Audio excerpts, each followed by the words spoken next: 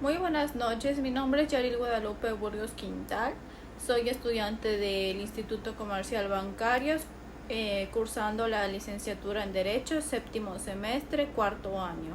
El día de hoy vengo a hablarles acerca del divorcio extranjero. Y bien, primero que nada debemos de saber la definición acerca del divorcio extranjero. El divorcio extranjero es aquel que se lleva a cabo entre una persona residente de un país y otra se ubica en otro país, o sea, se encuentran en países distintos, una, como bien lo dice, ubicada en el extranjero y una, por ejemplo, en territorio mexicano. Otro ejemplo de este también puede ser cuando ambas personas son extranjeras, pero están residiendo en un país que no es su lugar de origen. Para ser más específicos, la manera correcta de llamar a este tipo de divorcio sería un divorcio internacional. Esto porque este divorcio se lleva a cabo, o sea, está regido por el derecho internacional. Ahora bien, ¿quién tiene la competencia para conocer acerca de un divorcio extranjero?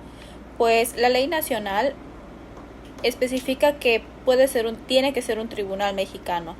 El tribunal mexicano es competente para conocer de estos tipos de divorcios, aún así cuando el matrimonio que se pretenda disolver se haya llevado a cabo en el extranjero.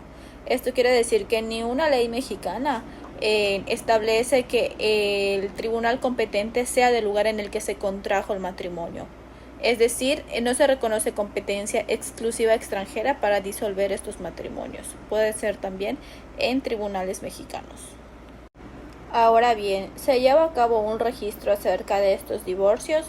Pues en México no existe una disposición que obligue a que toda sentencia de divorcio extranjero sea pronunciada y registrada aquí en México. No obstante, también debemos saber diferenciar cuando son mexicanos y cuando son extranjeros.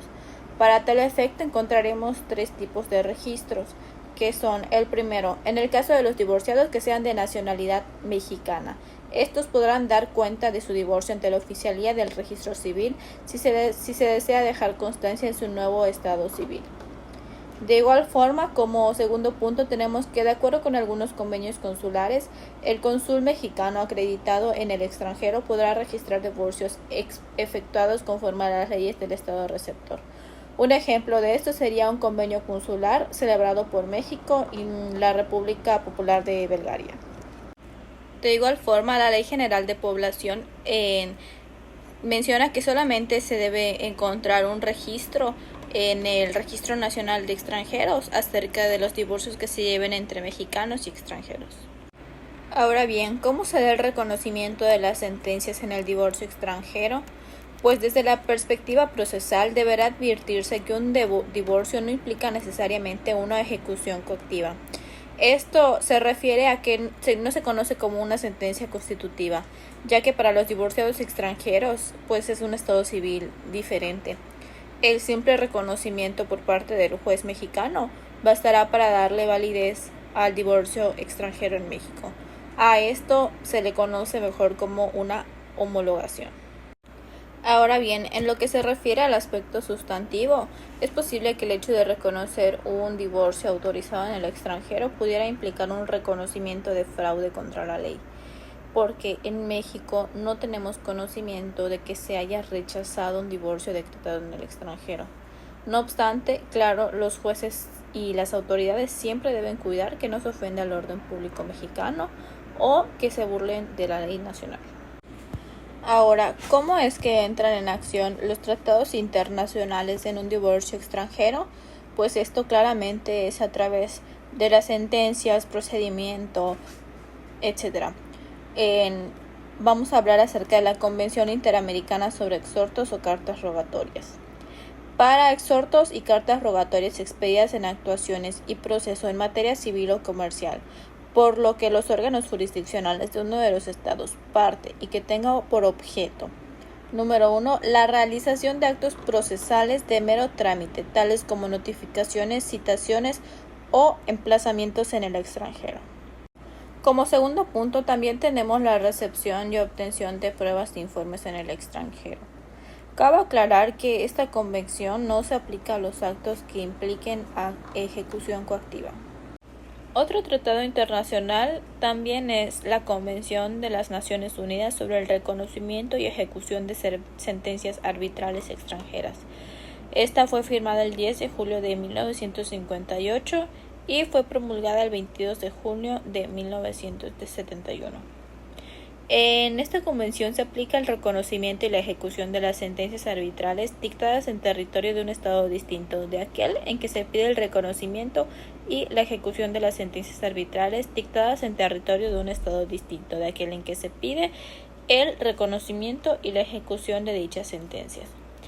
Para obtener dicho reconocimiento es necesario contar con el original autenticado de la sentencia a una copia del original que reúna las condiciones requeridas para su autenticidad. De igual forma, es necesario el documento original del acuerdo del Estado al que pertenezca, en el cual se obliga a las partes a cumplir con el acuerdo. En todo caso de que la sentencia o el acuerdo no estuviese en el idioma oficial del país en el que se invoca la sentencia, se deberá presentar siempre con traducción. Ahora bien, ¿qué es lo que dice la Ley General de Población? La Ley General de Población en su artículo 39 nos menciona que cuando los extranjeros contraigan matrimonio con mexicanos o tengan hijos nacidos en el país, la Secretaría de Gobernación podrá autorizar su internación o permanencia legal en el mismo. En dado caso de que se llegara a divorciar el vínculo matrimonial o se dejara de cumplir con las obligaciones que impone la legislación civil en materia de alimentos, esto obviamente por parte del cónyuge extranjero, podrá cancelarse su calidad migratoria y fijársele un plazo para que abandone el país. En este caso, la única excepción es si ha adquirido la calidad de inmigrado y deberá confirmar su permanencia o autorizar una calidad migratoria a juicio de la Secretaría de Gobernación. De igual forma, vamos a ver cuáles son algunos de los requisitos para poder llevar a cabo la certificación para tramitar ante una autoridad judicial o administrativa el divorcio o nulidad de matrimonio. Para este caso deberán solicitar a las autoridades migratorias por escrito, claramente el cónyuge extranjero, cuando sea el actor en caso de juicio de divorcio necesario o nulidad de matrimonio, o los cónyuges que sean extranjeros en juicio de divorcio voluntario o administrativo.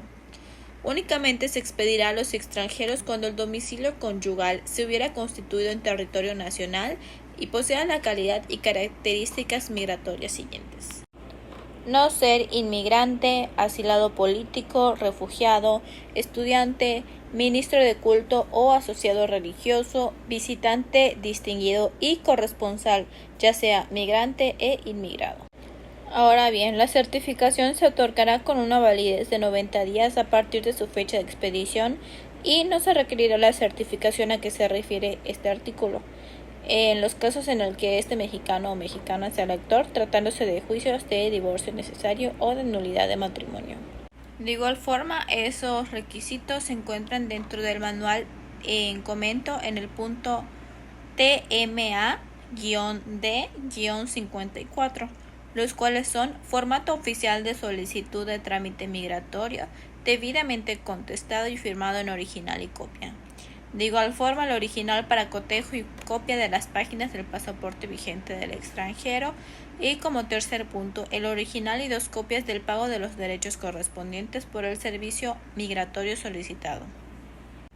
Como último punto, para el caso de que el interesado realice el trámite a través de un apoderado o de un representante legal, debe de acreditar tal carácter con un poder a su favor otorgado por el extranjero y copia de una identificación oficial vigente que contenga fotografía y firma del apoderado o representante legal.